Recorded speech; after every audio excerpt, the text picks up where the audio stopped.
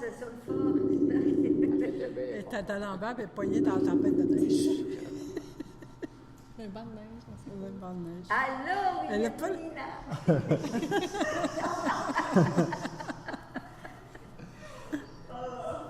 Coucou! Hola Guillermina, entonces somos 15. Sí.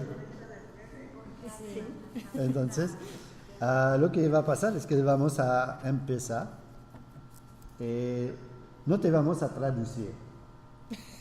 Todo en español. ¿Está bien? Vamos a resumir, no a traducir para tú, pero vamos a traducirte. Está bien, está bien. Ok, bien. Alors, ce que je lui ai dit, c'est que je lui ai dit qu'on allait résumer à elle les choses, puisqu'elle est la seule qui ne comprend pas le français, mais que pour ce qu'elle va nous dire, nous allons le traduire au complet. Et nous allons pouvoir profiter de la traduction de Marie-Lou. Et sans doute que dans la salle, il y a plein de monde qui vont pouvoir participer des mots. à corriger les traductions.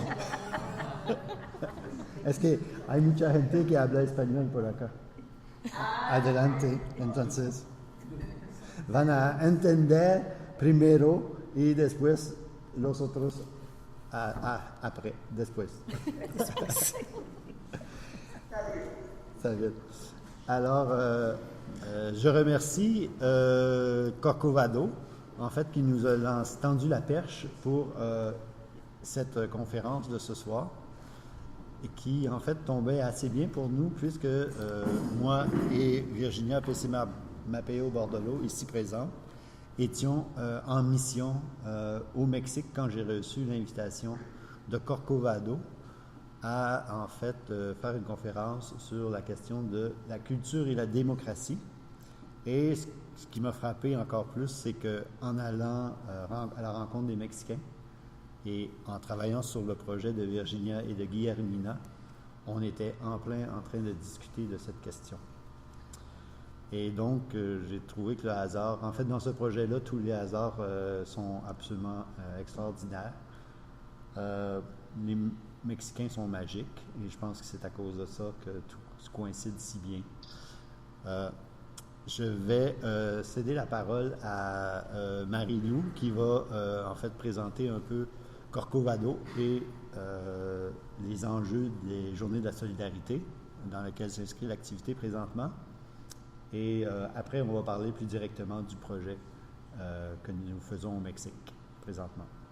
Merci. Est-ce que tu dois résumer ou ça va? Sí, es que presenté el contexto a todos de la conferencia de esta noche que se inscribe en jornadas de solidaridad internacional con el organismo Corcovado y la coordinadora de Corcovado va a presentar el organismo y las jornadas. Muy bien.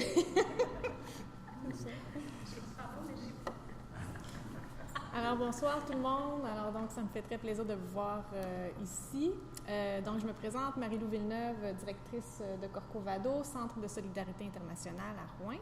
Et on est vraiment la première journée, en fait, le 9, c'est la première journée des 21e Journées québécoises de la solidarité internationale. Alors, c'est à travers tout le Québec que ça se célèbre.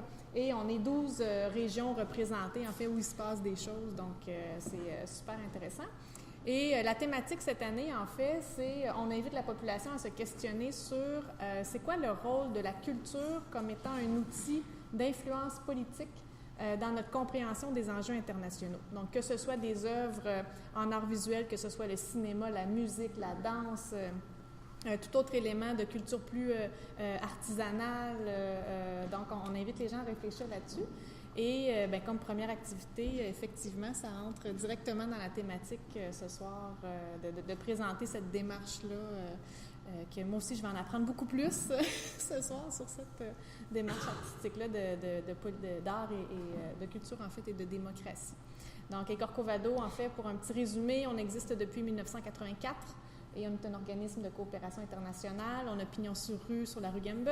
On a une librairie d'occasion qui est notre principal outil de financement, mais qui est devenu, au-delà de ça, un milieu d'insertion sociale. On a des stages, on fait de la réinsertion à l'emploi, récupération et tout. Et on a différents projets de coopération. On a des gens présentement qui sont au Guatemala, à Haïti,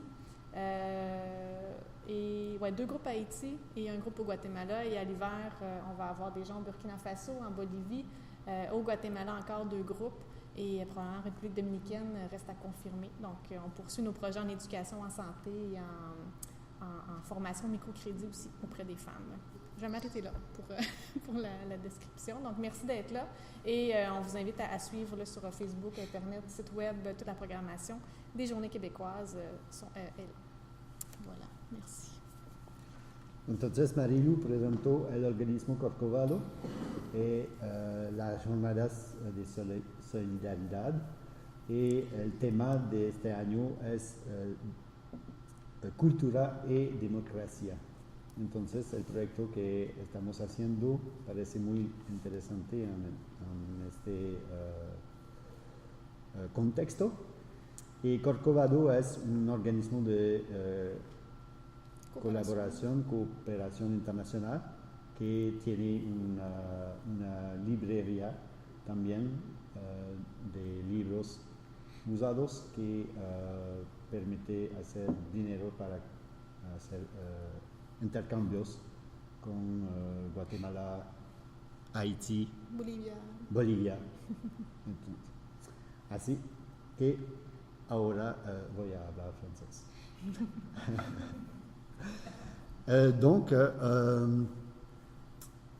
Nous avons initié cet automne, en fait, on avait commencé à en parler au printemps, en fait, sur un projet qui réunirait en fait 2 artistes, une de Rouyn-Noranda, ici présente, Virginia Pessimapeo Bordelot, et une de Coatepec, dans l'état de Veracruz au Mexique, Guillermina Ortega.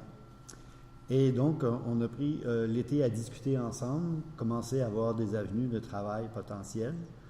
Et l'idéal de notre projet, en fait, c'est de faire en sorte qu'il y ait une présentation simultanée des projets des 2 artistes au Mexique et ici. Et donc, sans aller plus avant là, dans le récit de la mission, je vais d'abord passer la parole aux 2 artistes pour qu'elles expliquent le projet que chacune d'elles veut mettre d'avant. Et vous allez voir, c'est assez impressionnant, une autre coïncidence. Donc, je vais laisser la parole à Virginia en premier, puisque Guillermina se sentait plus à l'aise de parler en deuxième, puisque comme elle était une invitée, je voulais la faire parler en premier, mais elle préférait parler en deuxième. Donc, Virginia, je vais te laisser la parole.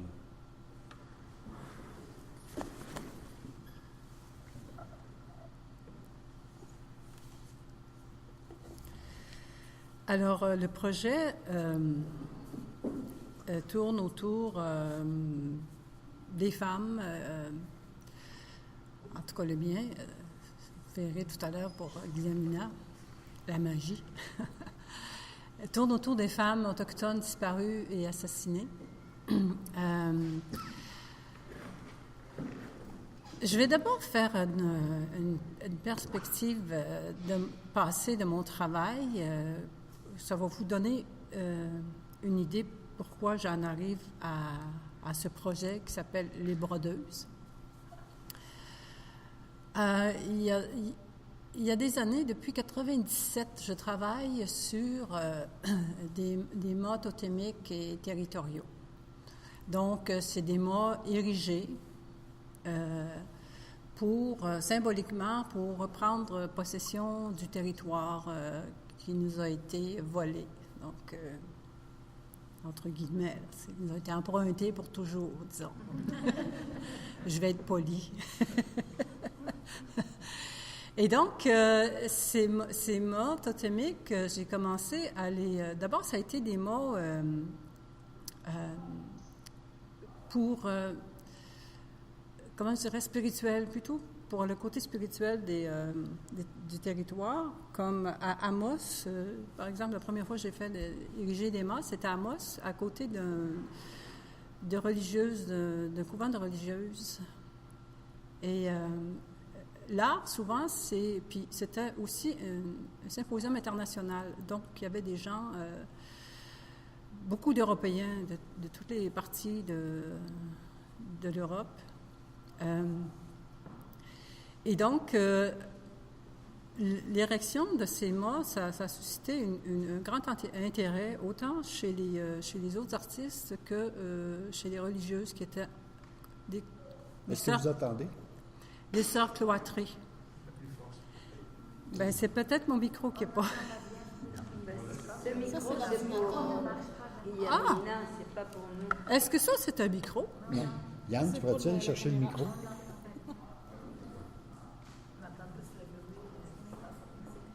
Le bruit de... Là, c'est rendu dans la serre, le bruit. Bon, je vais quand même essayer je vais parler plus fort. C'est-tu comme ça, oui? Faut me le dire que je parle trop doux. J'ai pas l'habitude de parler fort, mais enfin. Alors, donc, ces mâts... donc, je disais, c'était des religieuses cloîtrées qui étaient à côté. Et elles ont entendu parler de cette installation que j'étais en train de faire tout à côté et elles m'ont demandé de me rencontrer. Et c'était très étrange parce que je travaillais aussi avec des pierres, que je faisais peindre des pierres par les gens qui venaient pour faire une espèce de tracé autour des mâts et faire un chemin spirituel pour aller jusqu'au mât totémique. Là-dessus, il y avait eu des plumes qui m'avaient été données. En plus, c'est toute la magie de l'art aussi, puis des gens qui participent. Donc, ils m'avaient donné, j'avais reçu le chef de Picogan. Est-ce que ça marche, ça? Oui. Okay. Du chef de Picogan, une aile d'aigle. Parce que j'avais simplement émis le désir d'avoir des plumes d'aigle. Donc, je parle comme ça à quelqu'un, et là, ça part, ça fait le tour. Et le lendemain, j'ai mes plumes d'aigle.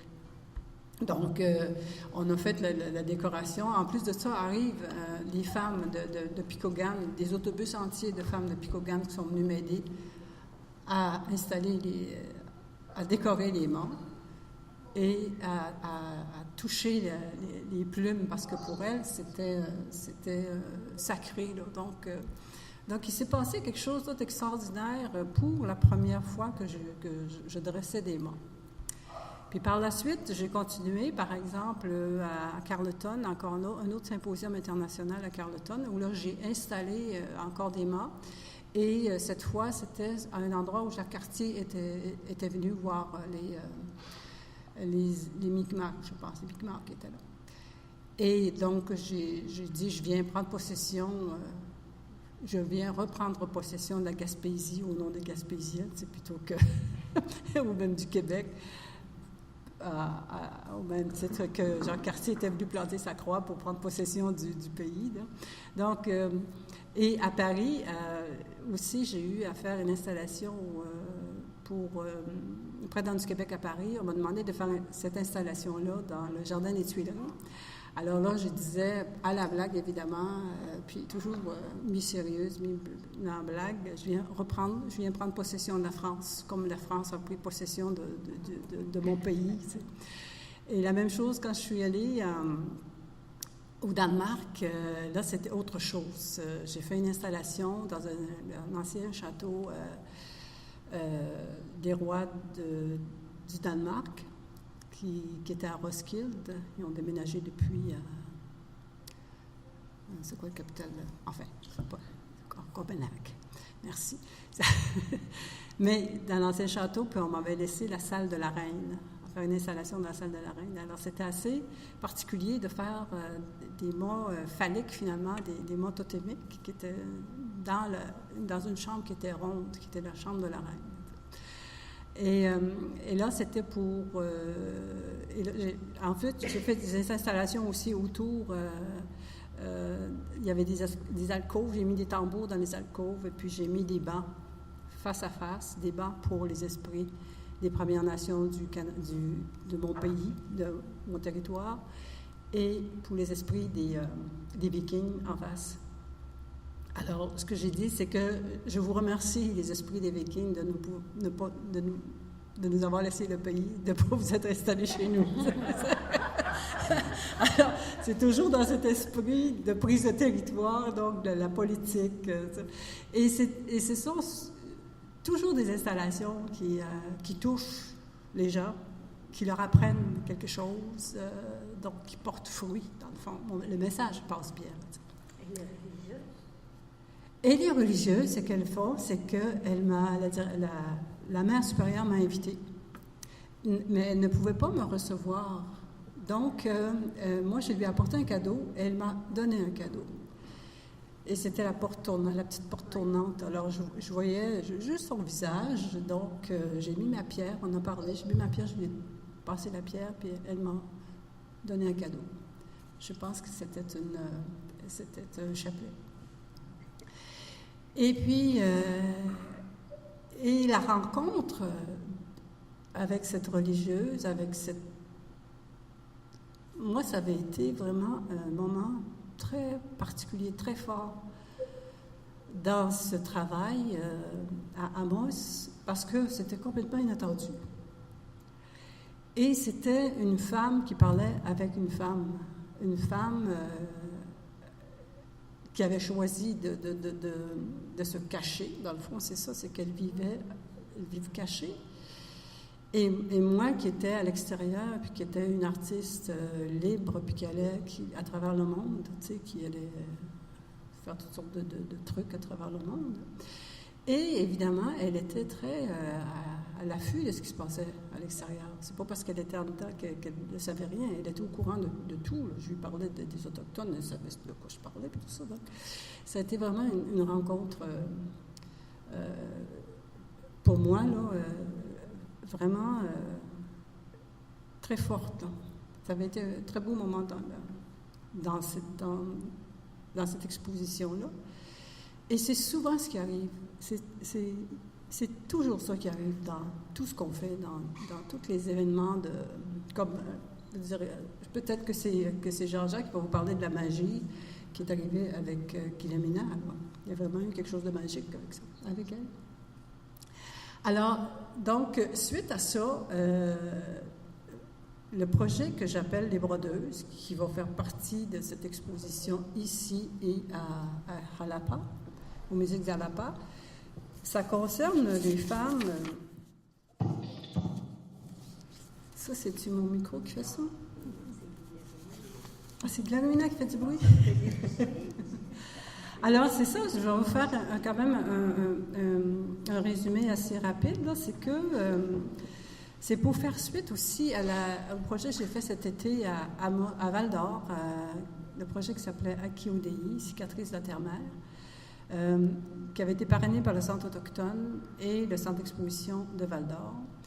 Et mon projet à moi, c'était de parler de la situation de Cindy Hopitas, qui est une Algonquienne de Picogan qui est disparue depuis 3 ans et dont ça a pris 1 année pour que les policiers prennent compte des plaintes des parents. Là, donc, et c'est aussi suite aux plaintes des femmes de Val-d'Or contre les policiers. Là, puis, elles ont fait bouger des choses, ces femmes-là, à Val-d'Or. Vraiment, là, il se passe des choses depuis.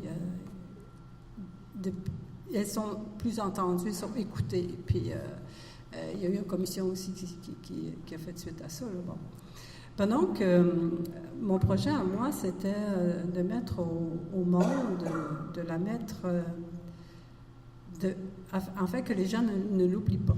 Donc, nous avons marché, j'ai fait des jardins de fleurs avec son nom, un peu partout à Val-d'Or, entre autres en face du centre de police. Ça.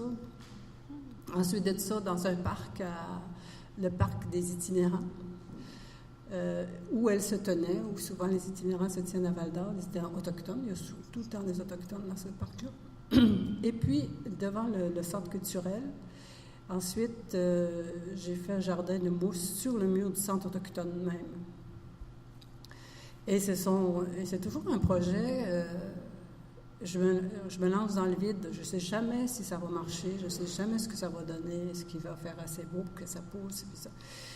Et les journées où on a planté, parce qu'on a fait une marche en même temps. Moi, j'ai écrit des textes pour Cindy, donc je récitais le poème et on marchait. Et ce qui était très, très étrange, c'est qu'il n'y avait pas juste des Autochtones, il y avait beaucoup d'Allochtones, c'est sûr, mais il y avait aussi des policiers dans leur habit, mais sans leur arme. Puis ils marchaient avec nous. Puis ensuite, il y avait... La deuxième marche a été plus comme fréquentée, je dirais. Il y avait même le maire qui était là, le maire de Val-d'Or, puis toutes sortes on dit des personnages importants de Val-d'Or qui sont venus marcher avec nous. Et puis, il y avait aussi beaucoup de... comment je dirais ça? C'est comme si ça venait chercher la souffrance. Et les gens pleuraient beaucoup pendant la marche, là, parce qu'on a marché longtemps. Là, on a fait 4 places. Et donc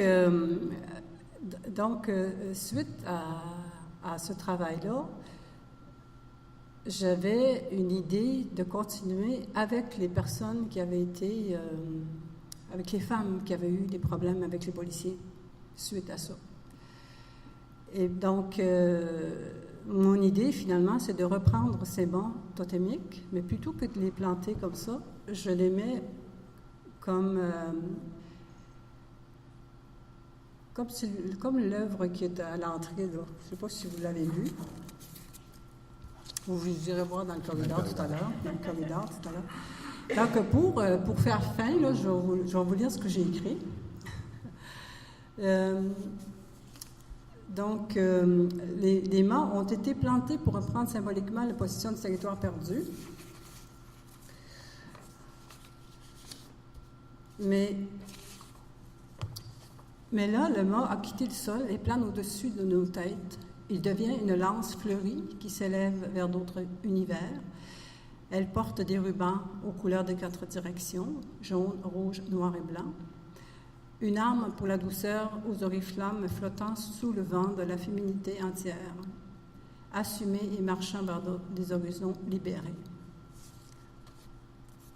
Et donc, ce que je demande, puis que le projet a été accepté par le Centre autochtone de Val-d'Or, qui parraine mon projet, c'est que je vais travailler sur des banderoles, sur 48 banderoles, parce qu'il va y avoir 4 mots qui vont être accrochés au plafond. Et il y avoir 12 pièces sur chaque mot, des tissus. Mais je veux trouver des broderies qui vont être faites par les femmes sur ces tissus-là, des broderies de plusieurs nations autochtones. Je vais essayer de trouver des modèles que les femmes, comme par exemple chez les Cris, nous, les femmes utilisent beaucoup la double courbe. Ça a une signification que j'ignore, mais que je vais trouver. Et chez les Naskapi, ils ont une espèce de broderie qui revient tout le temps, qui fait penser à une plante qui pousse juste au Labrador, là, du côté des Inuits de la Côte-Nord. Alors, c'est dans l'esprit de recoudre les blessures de ces femmes-là. Puis c'est vraiment comme ça qu'elles l'ont compris quand j'ai expliqué mon projet. Et évidemment, j'espère avoir une bourse là, pour pouvoir leur donner un montant pour les payer pour le travail qu'elles vont faire. Mais je veux faire le travail sur plusieurs mois, 2 rencontres par mois, pour qu'on puisse parler aussi. Puis que je puisse intégrer leur savoir, puis leur souffrance, parce que ce qu'elles ont vécu, moi, je ne l'ai pas vécu. Et je vais aussi broder avec elles. Je vais travailler aussi, je vais faire de la broderie aussi, parce que c'est sûr qu'on a toutes des souffrances. C'est très différent, là, tu sais, d'une à l'autre. Mais, Et c'est également pour qu'elles prennent, parce que quand je leur ai demandé ça, ils étaient tout de suite très émus et très fiers de travailler sur un projet comme ça. Et quand je leur ai dit, ça va être exposé au Mexique, pour elles, c'est extraordinaire de sortir de leur monde, puis de leur univers, pour que leur travail soit montré à l'extérieur. Puis dans d'autres pays, puis avec une autre femme aussi, d'une autochtone d'un autre pays. Donc, c'est donc... je pense que j'ai fait le tour. Hein? Je ne veux pas vous endormir non plus. Puis je vais laisser la place à... Puis c'est ça, c'est que Edith Cloutier, la directrice du Centre de Val-d'Or, elle m'a écrit que... elle m'a dit que les artisans auront une opportunité de poursuivre le travail de guérison en faisant le geste de recoudre leurs blessures. Elle voyait ça comme ça aussi. Puis personnellement, j'ai écrit, pour l'avoir expérimenté après un deuil, je sais que la broderie apporte une certaine paix par la répétition des points et le silence intérieur qu'elle engendre. Je mettrai l'emphase sur l'importance de partager leur travail au plan local, mais aussi à l'international. Alors, c'est ça. Pauvre Guillemina, as-tu compris? Did you understand?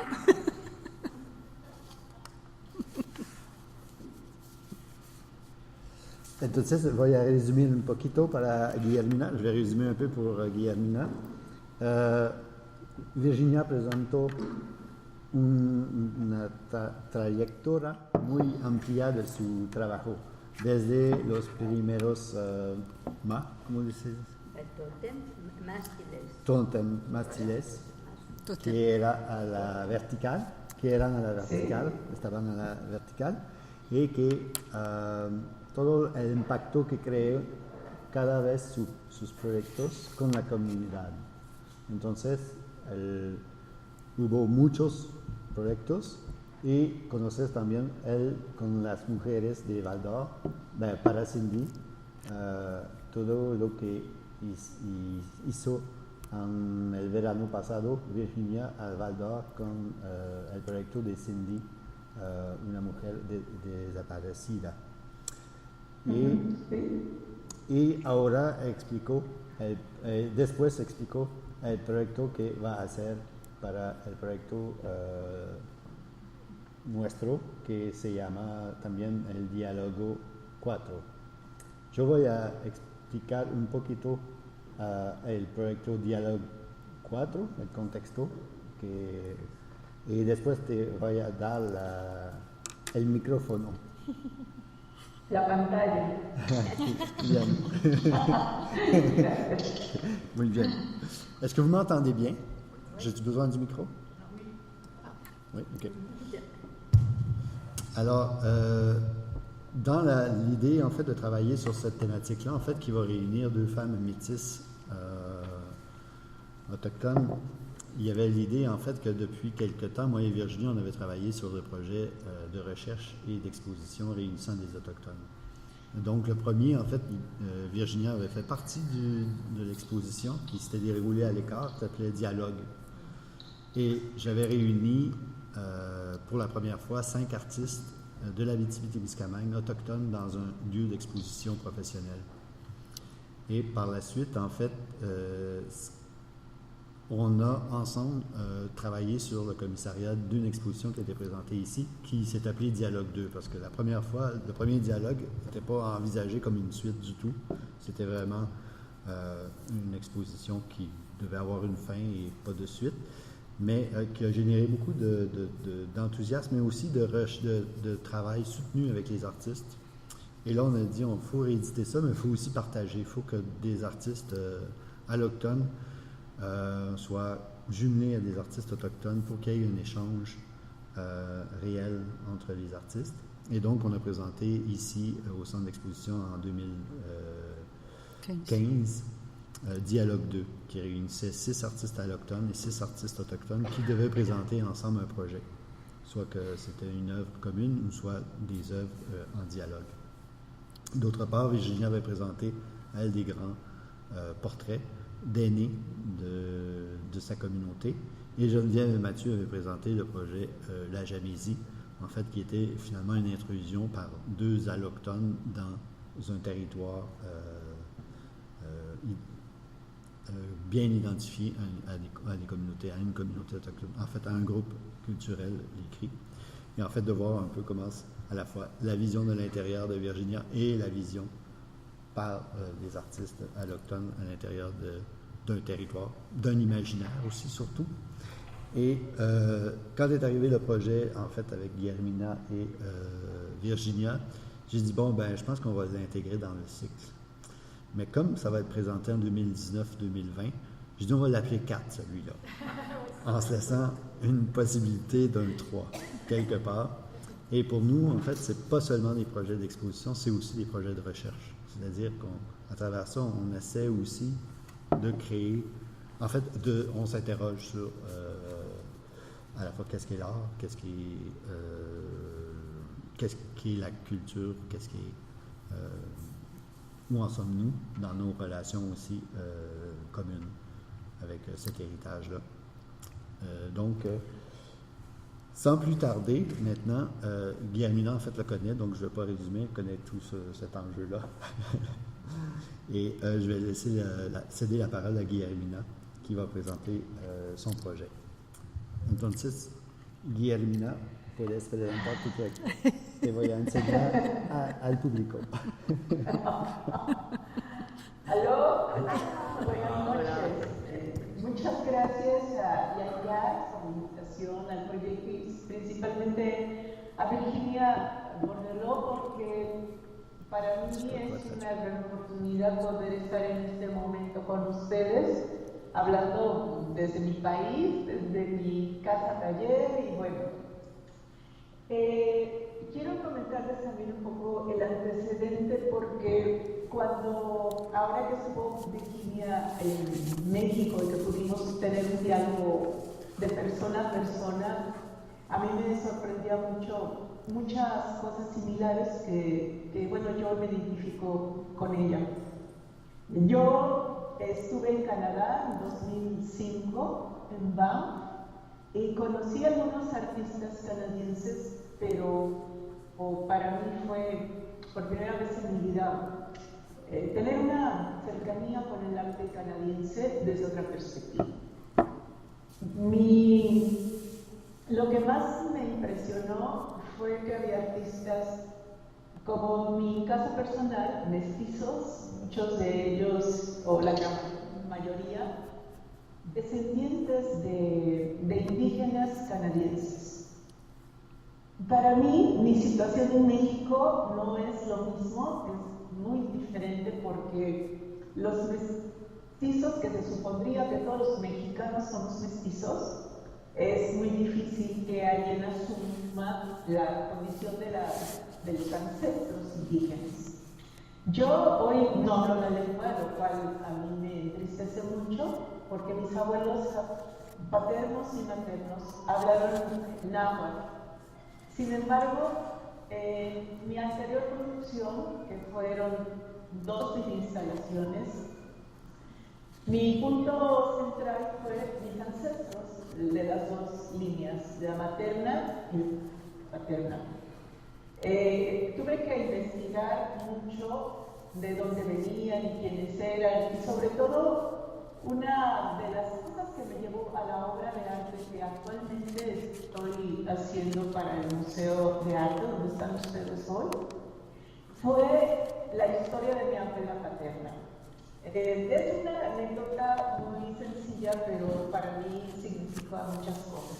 Porque cuando yo era niña, yo convivía más con ella porque mi abuela materna murió cuando mi mamá era una niña. Pero con mi abuela paterna, que se llamaba Basilia, ella hablaba muy mal el español. Y para mí, toda mi vida, mi infancia y la adolescencia, fue que yo no entendía por qué ella hablaba muy poco o porque era una mujer que siempre estaba callada. Ahora ya de adulta entendí que, bueno, pues ella no hablaba nunca porque hablaba mal el español y era sumamente criticada por el mal acento que tenía y evidenciaba que ella venía de una comunidad indígena. OK. Je vais y traduire. Sí, por favor. Alors, d'abord, elle remercie le musée de l'opportunité qui est offerte d'ouvrir un dialogue. Et la rencontre qu'elle a faite avec Virginia lui paraît très intéressante et importante dans son parcours. Et d'ailleurs, elle voulait souligner que depuis 2005, en fait, elle s'est intéressée à la situation... Elle s'est intéressée à la situation canadienne.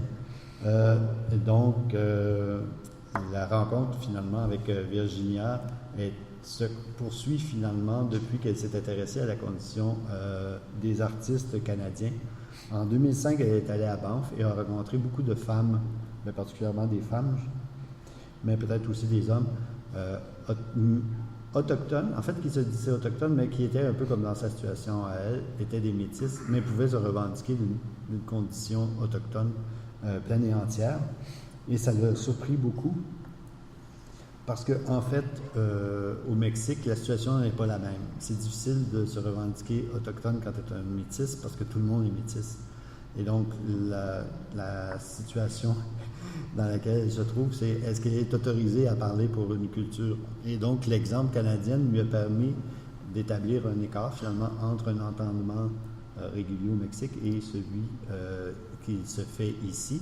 Et donc, de trouver peut-être aussi une voie plus particulière de travailler. Et donc, ça la renvoie à son expérience avec ses grands-parents, qui est paternelle et maternelle, qui tous les deux étaient des Nahuatl, et donc pas des métis, mais vraiment des Nahuatl, et donc avec lesquels elle a pu, en fait, être beaucoup plus témoin que partagé, parce qu'il ne parlait que le Nahuatl.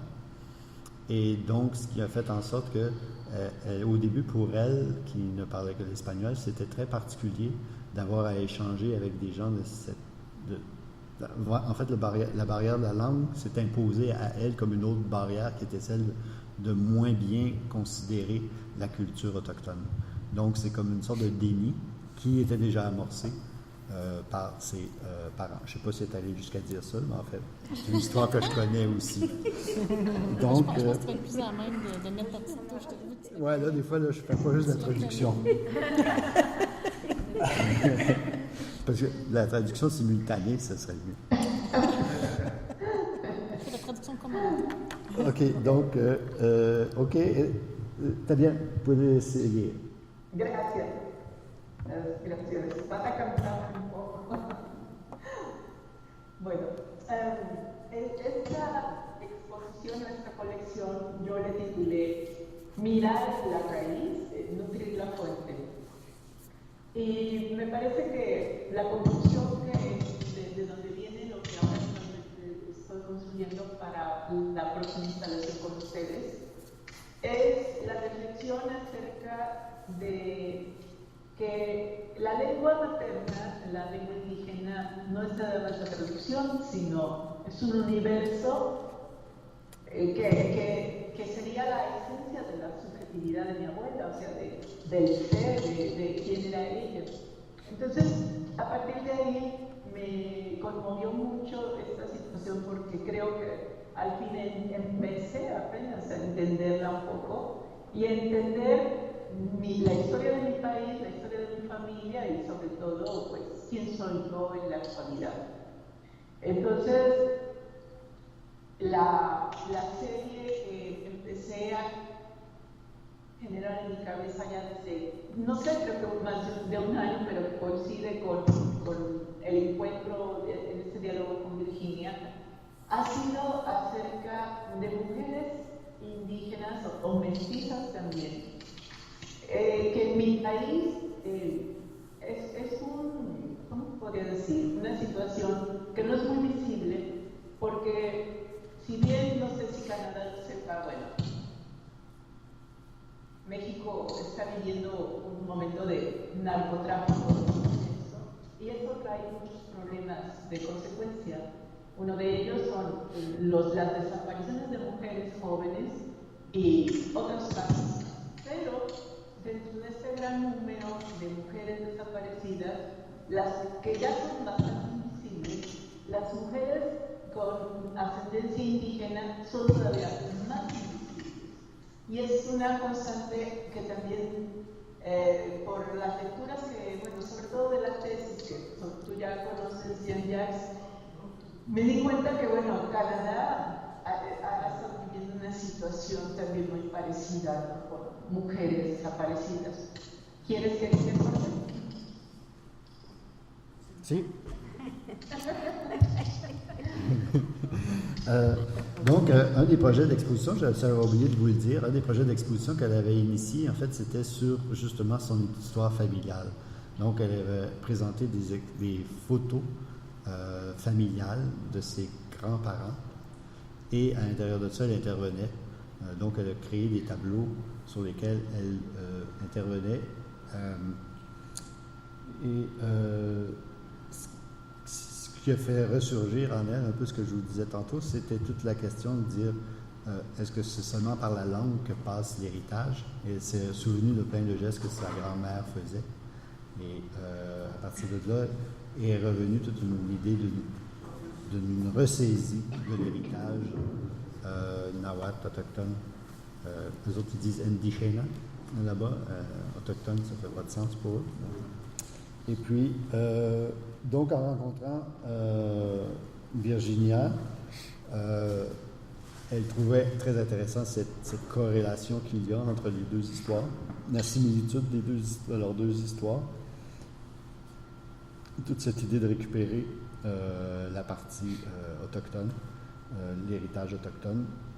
Et encore plus fort que ça, c'est qu'un des thématiques en fait que vit présentement le Mexique avec les narcotrafics, c'est aussi toute la question des jeunes femmes disparues. Et donc c'est une thématique qui l'intéresse et sur laquelle elle travaille. Mais plus que ça aussi, elle veut le faire avancer sur le plan des jeunes femmes d'ascendance autochtone. Et donc qui lui apparaît être un thème tabou. Et donc elle veut faire ressurgir à l'intérieur de son projet. Donc je vais un petit peu plus loin qu'elle. Tu la devances. Je la devance, donc vous aurez un bon bout de fait. Fabienne? ¿Continúa? Sí. Ok, gracias. Y bueno, en este trabajo reciente que yo le llamo Seres de Luz, porque para mí mi principal preocupación ha sido cómo hacer un tratamiento que dignifique a víctimas o a mujeres que han sido asesinadas, pero que también no sea demasiado evidente o crudo, o que también yo caiga en esta situación de cosificación del ser humano, ¿no? Que es la parte que a mí más me interesa. Entonces, mi trabajo lo he dirigido especialmente hacia una filosofía o una idiosincrasia, una manera de vida que tenemos en México. Y yo creo que desde la época prehispánica, ahora que fuimos Virginia y Jean-Jacques al Museo de Antropología, donde va a hacer exposición en México, y volver a ver todas estas esculturas de las diosas mesoamericanas ataviadas con el adorno. Y bueno, también mi convivencia con mi país, con las zonas indígenas, donde el adorno en la vida cotidiana es algo muy importante. No es algo que tenga que ver con el concepto occidental, aunque yo creo que bueno, todas las culturas coincidimos mucho en esto de adornarnos el cuerpo, de hacer tatuaje, el arete, y cómo se llama, el peinado, el color, bueno, y el vestido, o sea, también el vestuario. Entonces, lo que estoy haciendo con estas piezas, que bueno, para la instalación del Museo de Arte, aquí se nota un poco una de las pruebas que hice, que es la tela, está a mis espaldas, que es el cuerpo de una mujer, que serán cuerpos de 2 metros en telas, a donde yo, bueno, con aguja e hilo, plástico y también con esta actitud un poco más tradicional que tiene mucho que ver con los textiles mexicanos, utilizar el aguja y hilo, pero también con cuentas, que bueno, es algo muy característico de los grupos indígenas de Canadá. Y me parece que toda Norteamérica, hablando de Alaska, Canadá, Estados Unidos y México, conservamos mucho de este trabajo manual y del mismo adorno y de muchos sentidos filosóficos y espirituales que a veces en estos íconos o símbolos están ocultos, que no son para todos, pero que generalmente hablan de un sentido muy profundo acerca de la vida. ¿Hasta aquí? Sí. Entonces, alors le projet qu'elle va présenter dans le cadre de ce dialogue 4 s'appelle Seres de Luz, c'est-à-dire être de lumière. Et donc, c'est une façon en fait de présenter la préoccupation principale qui en fait sont les femmes victimes de violences ou en fait les femmes disparues. Et aussi d'y aller d'une façon moins crue, mais aussi plus respectueuse aussi qui empêche, en fait, un des grands thèmes qu'on entend souvent au Mexique et qui nous, sans doute, nous paraître particulier, mais qu'ils vivent beaucoup, c'est la chosification. Donc, la cosification de la gente. En fait, il y a toutes sortes de stratégies, là je suis en train d'expliquer plus le contexte, toutes sortes de stratégies au Mexique de violence qui font en sorte qu'on dénature tellement le corps humain dans cette violence-là qu'on le rend comme une chose qui n'a pas de valeur. Et on laisse les corps d'une telle manière à rendre à rendre patent cette idée qu'un corps humain c'est une chose. Donc, pour elle, si elle veut reprendre cette idée de comment faire pour honorer finalement ces femmes disparues, donc c'est l'idée de la lumière, donc ce qu'elle va utiliser, en fait, c'est des stratégies qui existent déjà de l'époque précolombienne. Et d'ailleurs, quand on a visité le musée ensemble de Jalapa, le musée d'anthropologie de Jalapa, qui présente en fait tout l'art précolombien, mésoaméricain, donc c'est-à-dire du centre du Mexique, même tout le long du golfe du Mexique, en fait, donc ça veut dire à peu près 2000 avant Jésus-Christ, et la suite jusqu'à 1000 environ après Jésus-Christ. On voit déjà des stratégies là-bas intéressantes, en fait, donc des valorisation en fait de l'être humain par l'ornementation. Donc, elle va utiliser à l'intérieur de son projet ces stratégies-là d'ornementation de l'être humain. Donc, c'est-à-dire à la fois à travers les vêtements, la tenue, les tatous qui existaient à l'époque, et donc aussi le traitement qu'on offrait aux morts aussi. Donc, la façon dont on décorait les morts de façon rituelle pour les mettre les plus beaux possibles dans le passage. Donc, c'est cette même stratégie-là qu'elle va utiliser. Donc, elle va utiliser des grands tissus de 2 mètres de long qui représentent en fait une femme, mais en fait une ombre de lumière de femme, et qu'elle va utiliser en fait et on voit derrière, c'est des tests qui ont été réalisés, et donc qu'elle commence en fait à investir. L'idée du tissu aussi, c'est de reprendre en fait toute la valeur qu'on attribue encore aujourd'hui au tissu au Mexique, en fait, les tissus traditionnels, les broderies traditionnelles. Et ce qui lui apparaît très particulier, c'est que finalement, son voyage en Amérique du Nord, soit aux États-Unis, soit à Banff, ou ses recherches aussi, lui indiquent que c'est assez fort, finalement, la communication philosophique entre tous les peuples autochtones en Amérique. Donc, une très grande fluidité entre les concepts, les concepts et aussi les codes qui sont repris, les différents codes. Donc, il y a des différences, mais il y a une similitude assez étonnante entre l'imaginaire panaméricain, en fait. Donc, voilà. Congé. Elle est partie. C'est Ça va revenir. Ça va revenir? Demasiado muy cansado. Solamente quiero agregar que, bueno, me ha interesado, y sobre todo en este proyecto, trabajar el cuerpo femenino en este caso, porque me parece que nunca en la historia, por lo menos en mi país, ha sido tan transgredido. O sea, la situación es violenta, que termina en un cuerpo desaparecido, pero que en realidad tiene varias facetas. Yo el otro día te compartía que México tiene un índice, sobre todo Veracruz, índice muy alto de adolescentes embarazadas alrededor de 14 años. Y eso es significativo porque también es una agresión al cuerpo de la mujer desde edades muy jóvenes.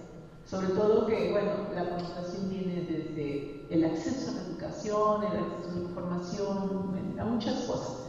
Otra es la trata de personas, que es la esclavitud sexual, y así. Entonces, creo que esta situación de la crisis de los derechos humanos es lo que me lleva a hacer esta obra de arte. Y bueno, no quiero hacerlo así tan evidente con un discurso cosificador, pero sí una manera de que por lo menos las mujeres que estén cerca de mí pues volteen a ver lo que está pasando y podamos hablarlo a través del arte de una manera más abierta, ¿no? Y por mi parte ya sería todo. Muchas gracias a ti, Janice. Muchas gracias.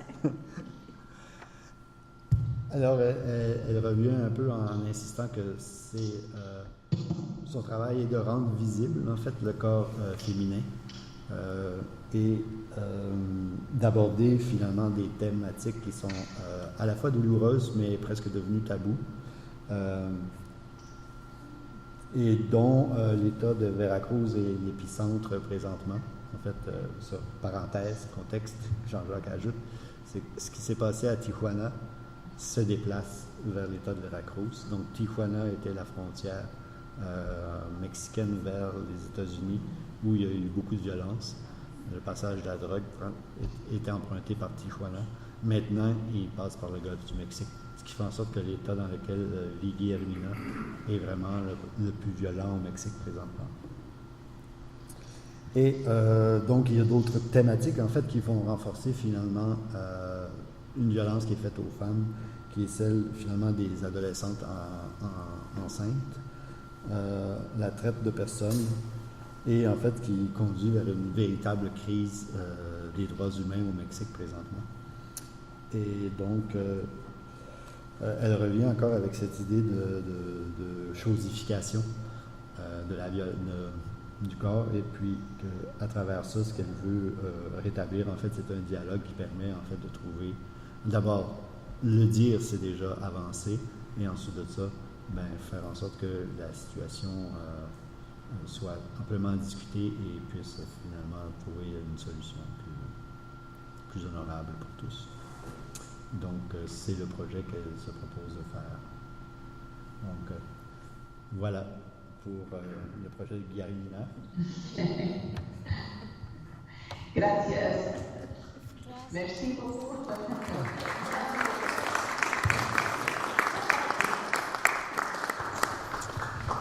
Donc, le projet, on a abordé, en fait, présentement, nous, on est allé en mission pour établir pour parler avec Guillermina, mais également pour parler avec un musée à Jalapa.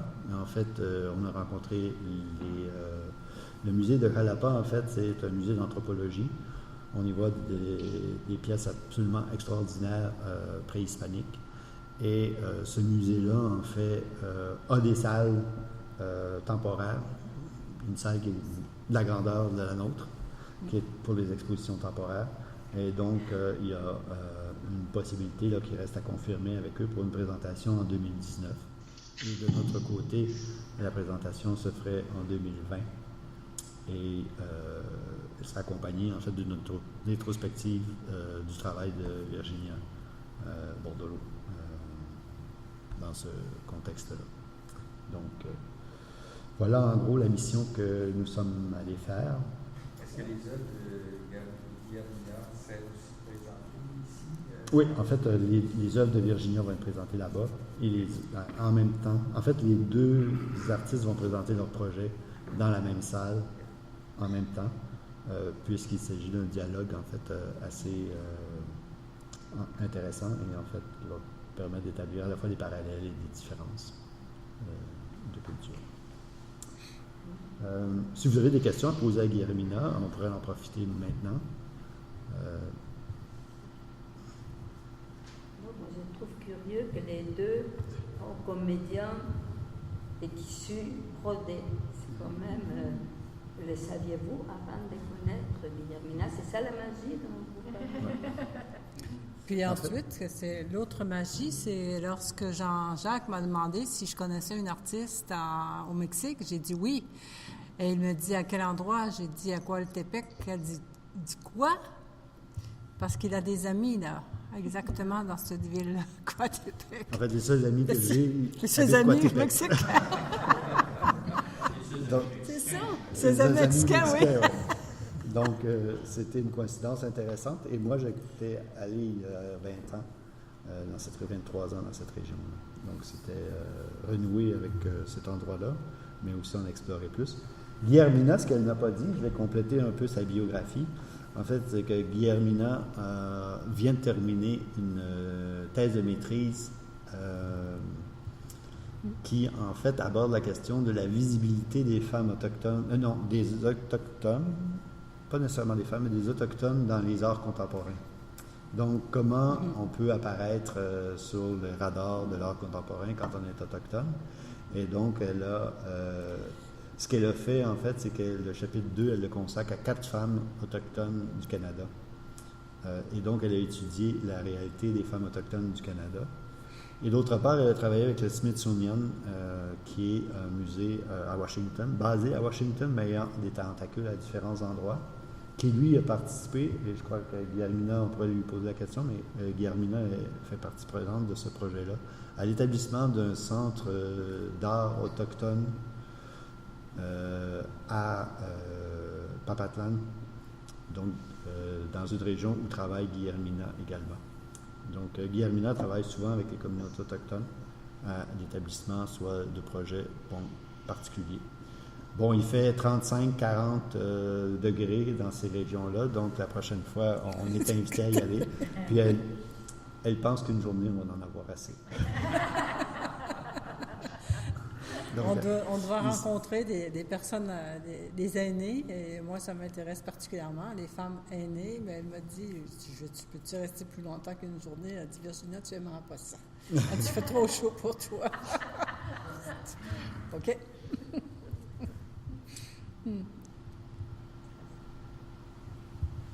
Donc, voilà, en résumé, on peut. Si vous avez d'autres questions, on est prêt à y répondre. Oui? On s'empoindre les liens, mais dans la thématique de l'art et de la démocratie, vraiment, comme celui-là, comment contribuer dans le débat Ben moi, je pense qu'il y a une chose qui est intéressante en travaillant dans l'axe nord-sud. C'est une chose qu'on fait rarement au Québec, au Canada. Parce qu'il ne faut pas se le cacher, il y a une fracture qui est faite, une asymétrie économique qui fait en sorte que si on n'accepte pas, par exemple, au sud de payer pour être en contact avec les artistes, au nord de payer, si on n'accepte pas au nord de payer pour être en contact avec les artistes du sud, il ne va jamais rien se passer. Quand les gens me parlent de faire un projet dans la réciproque, je leur dis, c'est parce que vous n'avez pas conscience que peut-être que l'art, vous n'avez pas conscience. En fait, la stratégie, en fait, c'est que l'art, elle doit prendre conscience de la réalité et la détourner pour rétablir une situation beaucoup plus équitable. Et dans ce cas-là, c'est vraiment... Déjà, en fait aussi, de donner la parole aussi claire, nette et précise, à la même égalité à un artiste mexicain et un artiste canadien, c'est déjà rétablir, à mon avis, un dialogue fructueux, serein et équitable. En ce sens. Et à plus d'un autre égard aussi, travailler sur la question autochtone contribue à bien des égards, finalement, à rétablir, en fait, des équilibres. Parce que ce qui arrive très souvent aussi, c'est qu'à force qu'on parle d'eux et qu'eux ne parlent pas, on finit toujours par être dans une situation supérieure. Alors qu'en cédant la parole, là, on commence à dialoguer, on commence à écouter, on commence réellement à apprendre. Donc, à ce niveau-là, c'est ce qui m'avait frappé. Mais en plus, quand on s'en va en interrogeant directement à travers le projet des iniquités ou des violences qui sont faites à un groupe, je pense que déjà de dénoncer ça, on est déjà en train de poser la question. Et non, la question est super intéressante, en fait. Elle permet et donc... Oui, c'est ça. Et en fait, c'est intéressant de le faire dans des situations comme ça où, justement, on peut rétablir des équilibres, rétablir des égalités, en fait. Bon, même ces deux femmes aussi qui vont prendre la parole en plus. Donc, je pense que c'est des situations... il y a les philosophes, en fait, de l'Amérique latine qui ont été de la théologie de la libération, ont beaucoup parlé de cette idée que ce n'est pas l'oppresseur qui va libérer l'opprimé, c'est l'opprimé qui va libérer l'oppresseur. Mais ni un ni l'autre n'est heureux dans cette situation. Mais c'est à travers la parole de l'oppressé, la transformation de l'oppressé qu'on désamorce l'oppresseur, en fait. Donc, ça, je trouve qu'au Québec, souvent, on a négligé tout le volet, finalement, des philosophies ou des théologies ou des mouvements de pensée qui provenaient du Sud dans une sorte de supériorité. En fait, on n'écoute pas beaucoup le Sud. Et donc, ce projet-là, moi, me fait beaucoup de bien parce que me permet de ramener, en fait, des discours qui sont déjà existants, aussi de faire valoir que des gens là-bas, même, travaillent à une meilleure situation, à une démocratie. Donc, cette part de dialogue-là, en fait, déjà, je pense qu'elle nous permet juste de se rendre compte, finalement, que il y a beaucoup de gens, finalement, qui militent pour une plus grande équité, une plus grande justice. Oui. Puis des projets comme ça, bien, ça permet à des artistes autochtones, comme les dialogues qu'on a fait ici, il y a combien de ces artistes-là qui n'avaient jamais exposé dans un centre d'artistes, dans un véritable lieu d'art? Alors, ça démocratise l'art aussi, puis ça permet à tout un monde de découvrir l'autre monde qu'ils ne connaissent pas, puis non seulement de le découvrir, mais d'être émerveillés. Quand tu as eu le premier dialogue à l'écart, je sais qu'il y a beaucoup d'artistes qui sont venus nous voir, me voir pour dire c'est incroyable, qu'est-ce qui se fait qu'on ne connaît pas.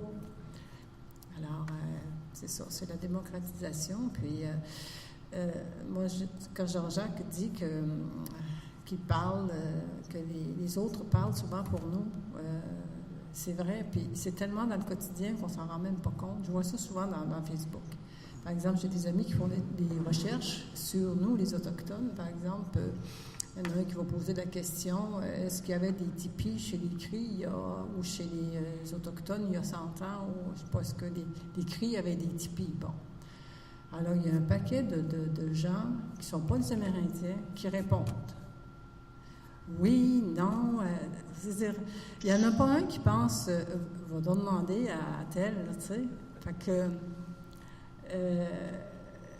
puis moi, c'est mes amis, là, je dirais, il y en a pas très bien pu. Fait qu'à un moment donné, il y en a un qui y pense. Ah oui, demande ça à Nanuat, là, tu sais. Alors, il y a tout un travail de conscientisation à faire. Tu sais, nous laisser la parole. Okay, c'est notre histoire, on la connaît-tu, il y a qu'un peu, tu sais.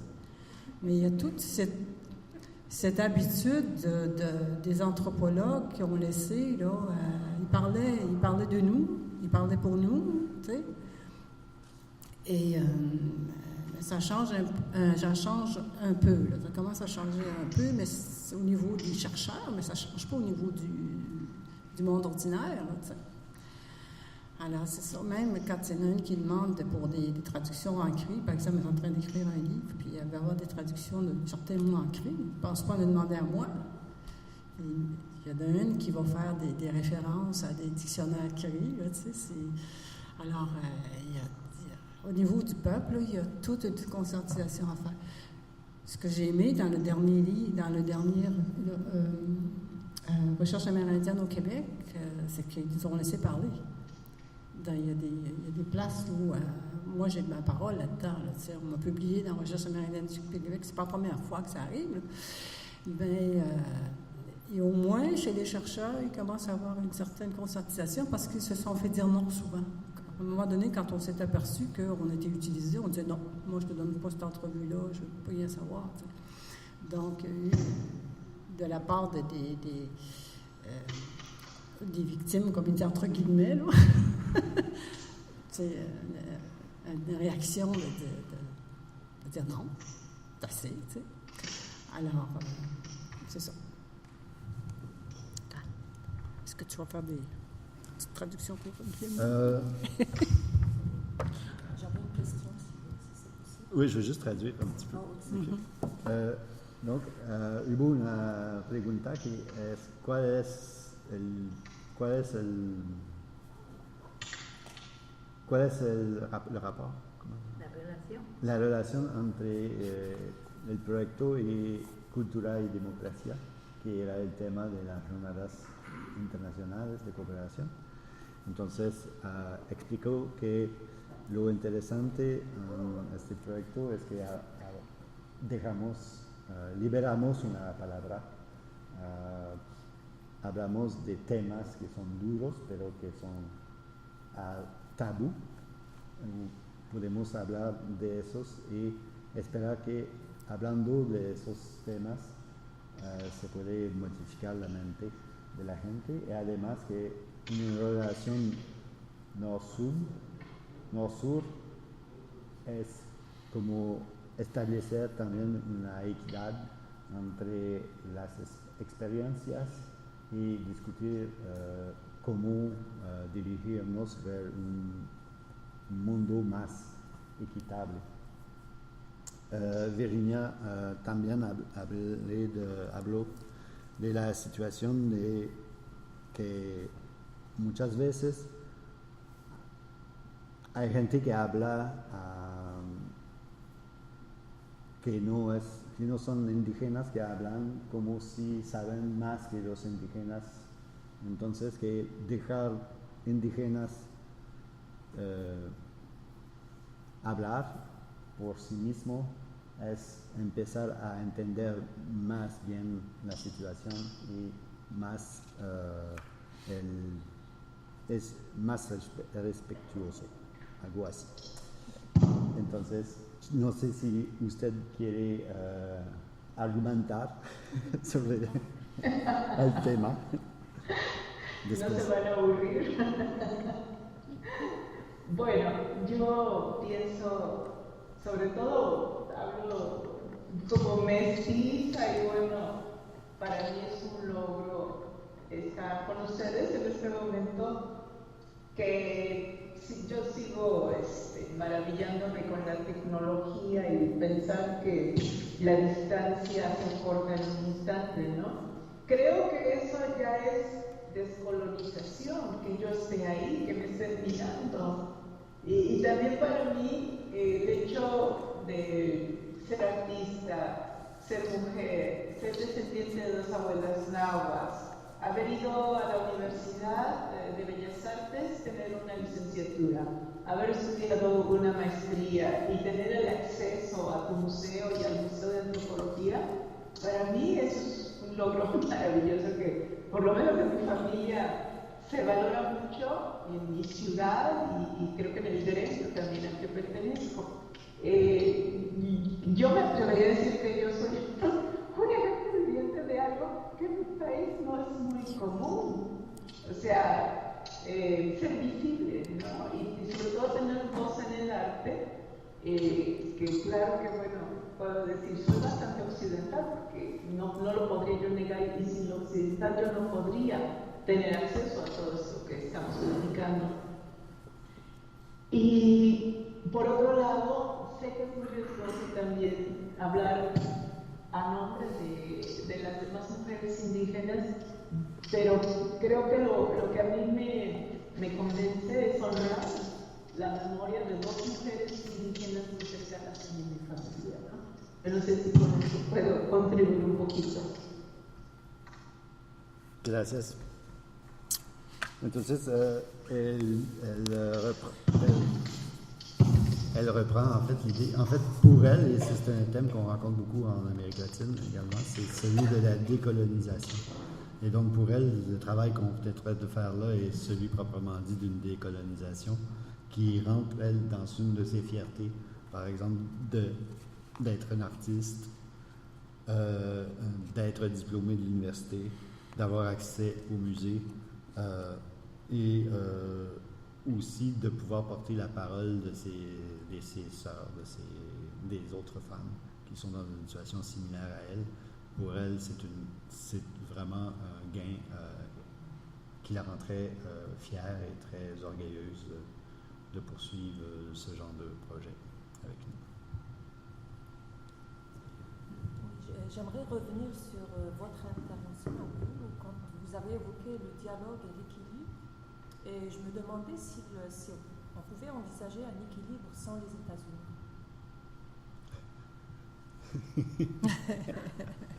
Ça se trouve entre les deux, et on voit actuellement dans l'actualité à quel point c'est... Oh, OK, la question de Mme Ouria, elle dit, est-ce que, bon, là, on a abordé la question des équilibres, mais est-ce qu'on peut aborder cette question-là sans tenir compte des États-Unis?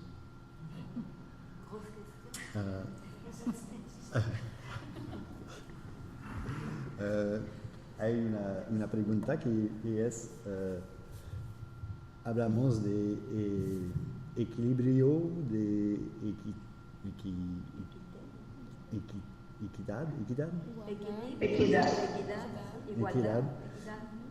de Canadá a México, mais podemos olvidar Estados Unidos. Podemos hablar de eso sin los Estados Unidos. Pero no entiendo, ¿es una pregunta? Sí. Yo lo contesto.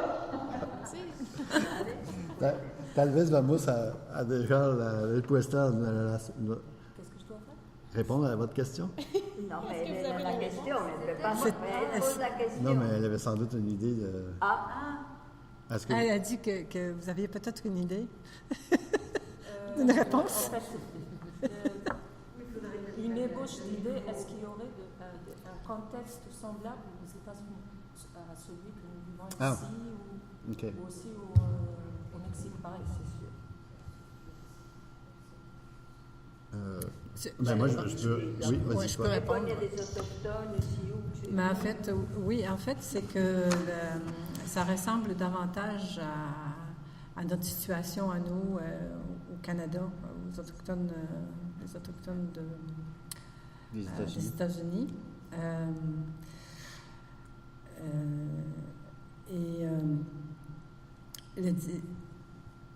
Par contre, ce qui arrive, c'est que les Autochtones des États-Unis sont vraiment dans une situation précaire comparée à nous.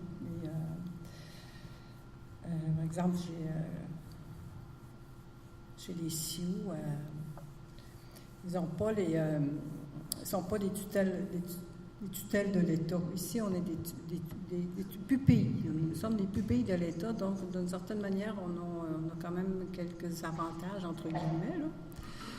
Je crois qu'aux États-Unis, c'est pas le cas des Autochtones. Et donc, chez les Sioux, j'ai vu beaucoup de détresse chez les Autochtones Sioux. Évidemment, ici aussi, ça existe, la détresse. Puis mais j'ai pas vu là-bas il y a des artistes aussi. Il y a des artistes, c'est certain, mais ils vivent exactement la même situation que nous ici au Canada, dans le fait qu'ils n'ont probablement pas accès beaucoup à des musées, à des centres d'exposition, à des lieux où ils peuvent s'exprimer, où ils peuvent montrer leur travail. Ce qui est très reconnu, c'est leur œuvre traditionnelle, leur artisanat. Par exemple, les poteries, chez les... comment ça s'appelle? Oui, c'est ça. Leurs poteries sont très aimées. Et puis, c'est surtout des artistes en art traditionnels qui sont reconnus et qui font partie d'un marché finalement international. Mais il y a probablement une possibilité, dialogue 5 avec les États-Unis.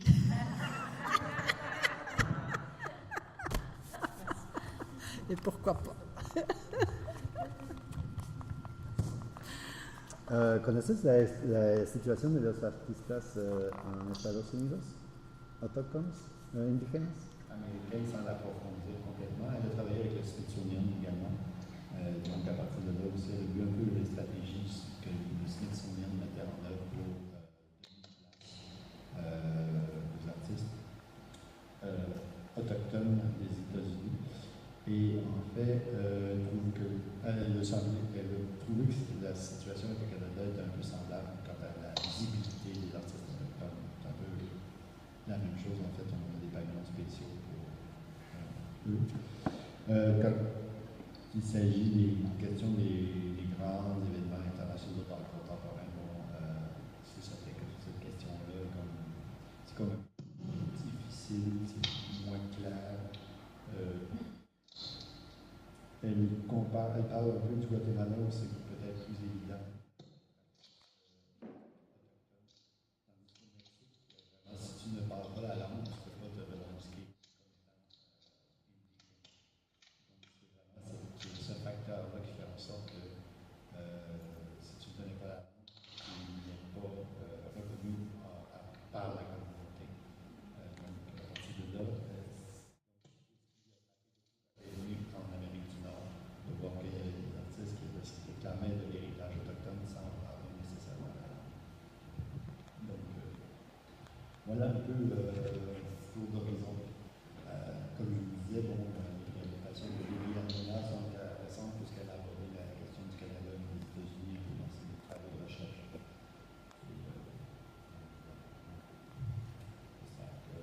Si vous avez d'autres questions, on est encore là. Je pense qu'il y a un pied de pouce de l'avion. On a démarré, je pense, derrière. On peut montrer ça.